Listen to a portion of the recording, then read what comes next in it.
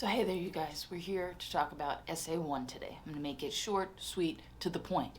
Pull out your document that I handed you in class as you were leaving on Tuesday, okay? If you don't have that, or you weren't in class, well, shame on you guys. You got to get there and you got to hold on to the stuff I give you. No, I'm just kidding. You can actually find it attached on Blackboard as well. So you've got access to it digitally and in hard copy if you were in class to get the hard copy.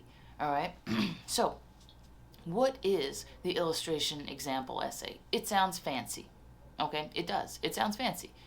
All it is basically the same thing we were doing in class on Tuesday, straight up, right? You remember how we took the ideas that you had about your favorite TV show or character or movie or whatever it was, and we universalized it, right, to make it third person.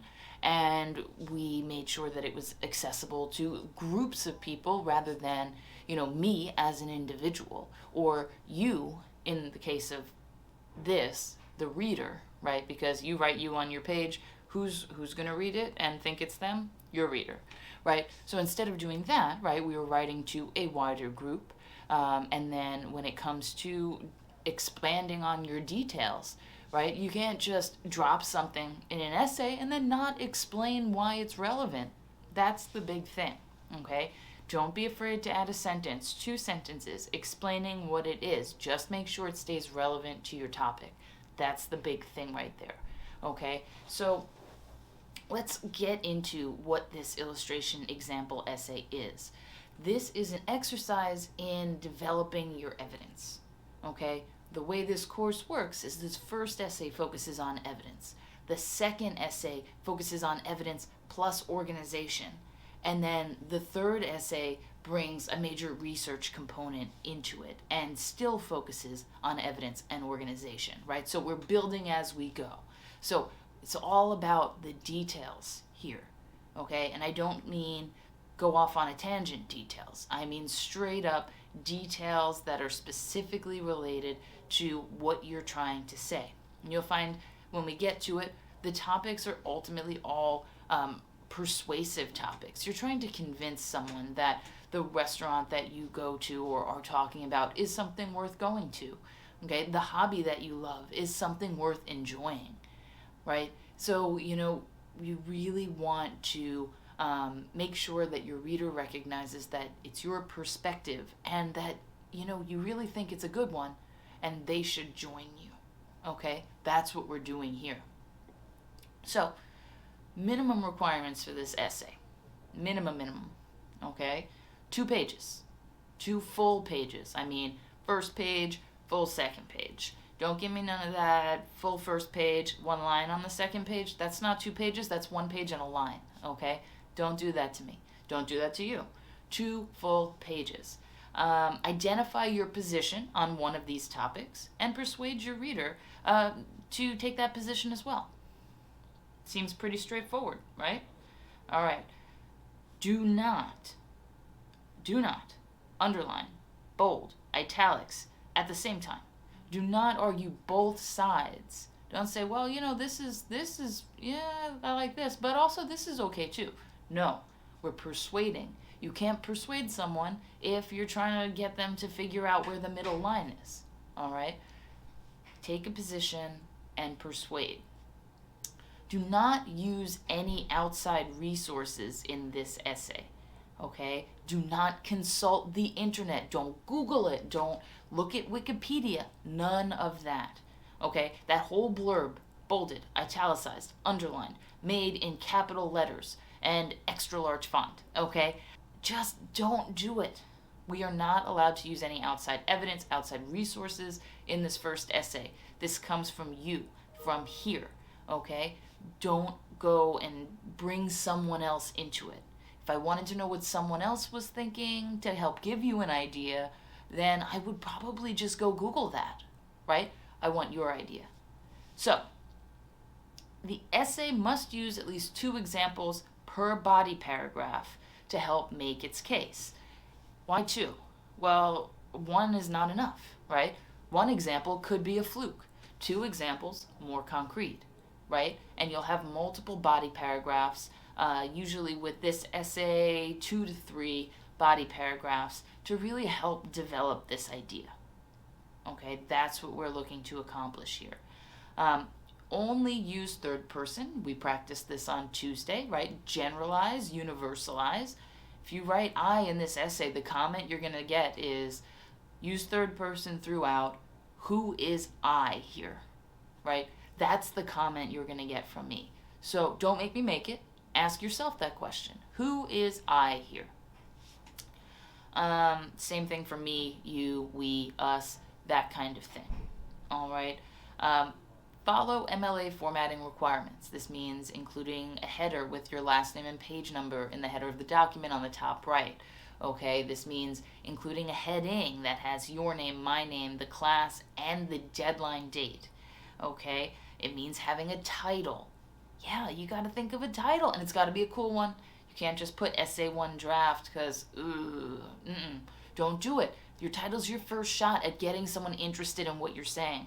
Okay, don't rely on a generic thing that's not going to get anyone jazzed up about anything. Get creative, get interesting, make me laugh, make each other laugh, because people are going to be reading this. So make sure to engage. That's the biggest part. Also, make sure to use indentations, proper spacing, that kind of MLA jazz. All right. Only submit as a doc or docx file. Inevitably, even when I say that, I get PDFs. Now, that might be fine for some, but I grade in Word, which means I'm converting it to Word, because it says everywhere that it needs to be submitted as a doc or docx. If any formatting changes, if it adjusts the length of your document, any of that, you're responsible. So just type it up in Word and submit it to me as a doc. Okay, we talked about why Word is the best way to go for this class on the first day. Just stick with that. Okay, some reminders. Use examples to explain what you are trying to convey, right? I know we need 2 per paragraph. I already said that. But it's important that you back it up because the examples are how you show rather than tell, right? That's the big guy. And then you have to show why it's relevant to what you're talking about. It's not enough to just say, oh, the sky is blue today, right? Because, like, who cares? It's only important if you say, well, the sky is blue today, and that's relevant to what I'm trying to say here because, right? So you need to make sure that you're doing that. Also, use formal language. We're using formal, this is kind of a formal essay.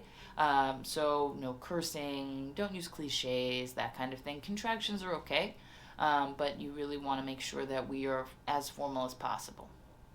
Okay, now, drum roll, please. This is what you wanted to see, the topics, okay? So, illustrate why the customer is or is not always right, okay? Those of you who work retail, I know you've got your eye on this and you're thinking, oh, customer, you're going down, right? So, you can choose to argue that the customer is always right or that they are not, okay? There's not some, like, customers are dynamic. No.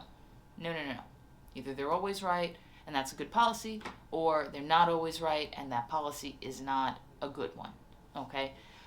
Illustrate how the internet divides or does not divide people. Now, if you want to say, okay, like if you find yourself writing about, say, Twitter, right? You're thinking about Twitter the entire time you're writing this essay. You probably shouldn't be writing about the internet, right? You should be writing about social media. So you can go narrower than these topics ask. You just don't want to go broader. You don't want to say, well, communication divides people, because 1, what does that even mean? And 2, like, there's so many types of communication. Just like there's so many types of things that you can do on the internet. So I would say choose the specific type, the specific facet of the internet that you're engaging with, and identify that in your essay, right? Because, I mean, a blog is really, really different from, say, a YouTube video. Right? It is very different. The way people engage with those sorts of things is different. And that's where that nuance, that's where you come in as a writer. You need to talk about how, okay, well, you know, YouTube has comments, but people say some weird stuff in YouTube comments, right? And then you want to go into that. Or, you know, something like that. Just as an example. You don't have to do that, of course. So illustrate what makes a good or a bad job interview. This one's probably the most boring one, but it also could be really, really good for you to think through the interview process, especially if you're about to maybe have an interview or you need to conduct an interview for your job, right? Choose something from these topics that stands out to you as beneficial in some way or is interesting in some way. Doesn't make sense for you to pick one and just be like, I don't really like it, but like, what else am I going to do? No, there's plenty else you can do. In fact, you have, 8 options, right? And within those 8, there's tons more. So, illustrate one of your hobbies and why people like it, okay? Right? Why? Trail running, right? Why would someone enjoy trail running? I don't know. Some people might think, oh gosh, no, I don't want to do that.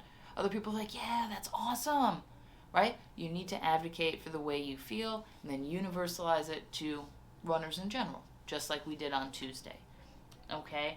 Illustrate what it's like to go out to eat at a specific restaurant. Man, tell me about how that food smells. Tell me about how they prepare it, what the table looks like, what, the decorations that they have up, kind of lighting. Paint a picture of this place, okay? That's the kind of thing I want to see. That's the kind of detail in any of these topics, right? That's just a really easy one to talk about. Illustrate that friends are or are not people that can always be trusted, okay? Do you feel like you can always trust friends? Or do you feel that you should always be able to trust friends? If yes, cool. Why? If no, cool. Why? Right? Tell me about it. Give me situations in which, friendships may have some trust issues or in which friendships should be really solid and built on trust, right? You need to show me this information, okay? And the last one, illustrate that lying may be or may not be justified by the circumstances, okay? Cool. So do you think lying is okay in certain situations? If yes, what kind of situations? Why do you feel that way? If no, okay, never allowed.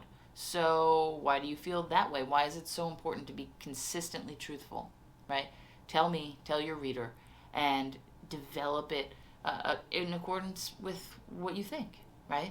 That's really, really what we're doing here. I want to know how you, as an individual, interact with these topics. That's the deal.